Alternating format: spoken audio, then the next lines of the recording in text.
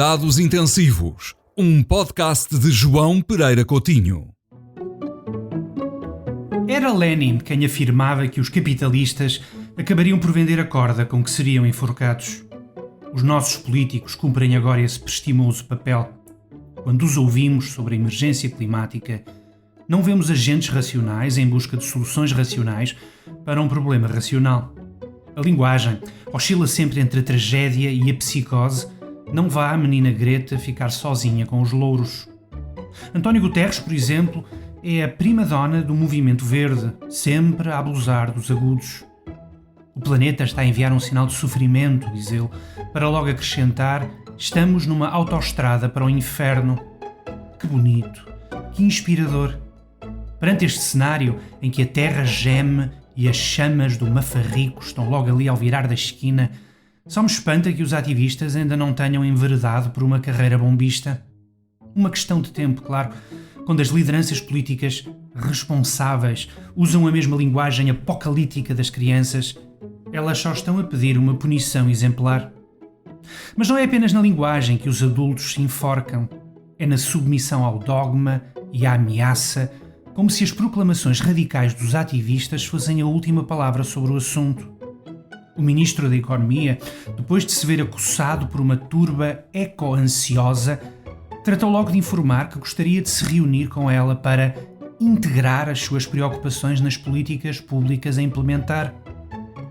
Não passaria pela cabeça de ninguém que o ministro das Finanças andasse de boné estendido a recolher a douta sapiência das crianças sobre o controlo da inflação ou da dívida. O que leva o doutor António Costa Silva a este faz de conta paternalista e ridículo. Sim, as mudanças climáticas são ameaças sérias, mas são também desafios para que a civilização as enfrente com rigor científico e políticas racionais, não com esta mistela rançosa de anticapitalismo primário ou, na melhor das hipóteses, histerismo de manada. As eleições intercalares americanas não correram bem aos republicanos. E se falamos dos republicanos trumpistas, as coisas correram francamente mal. Espantoso, nas intercalares os eleitores aproveitam o momento para descarregar a neura no presidente em funções. Motivos para isso não faltavam, da inflação à economia, da imigração ilegal ao crime. Não aconteceu. Segundo o Wall Street Journal, as previsões falharam porque não tiveram em conta o peso dos independentes, que representam hoje entre 25% a 40% do eleitorado. Ninguém ganha eleições sem eles. Em intercalares normais, os independentes tendem a migrar para a oposição.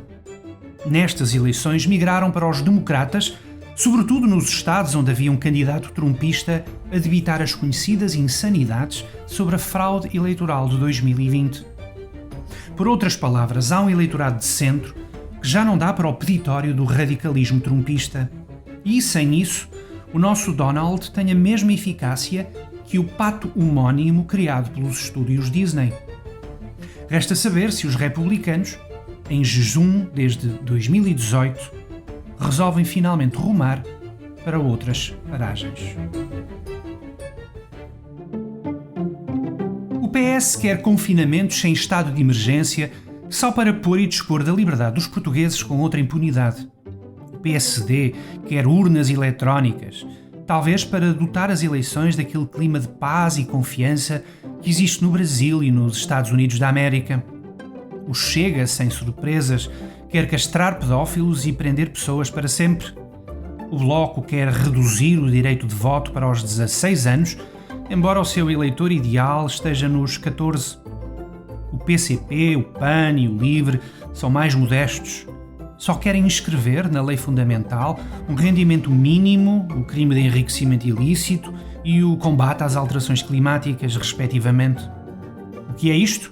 Isto é o início de um processo de revisão constitucional. Ou, como eu prefiro chamar-lhe, um Halloween legislativo, aquele momento em que os partidos convidam as suas abóboras para virem a público horrorizar os cidadãos.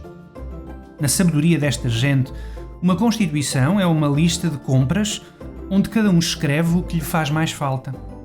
Perante este entendimento, já é um alívio não ter visto por lá uma grade de cerveja e 1 quilo de amendoins. Afinal de contas, o Mundial está à porta.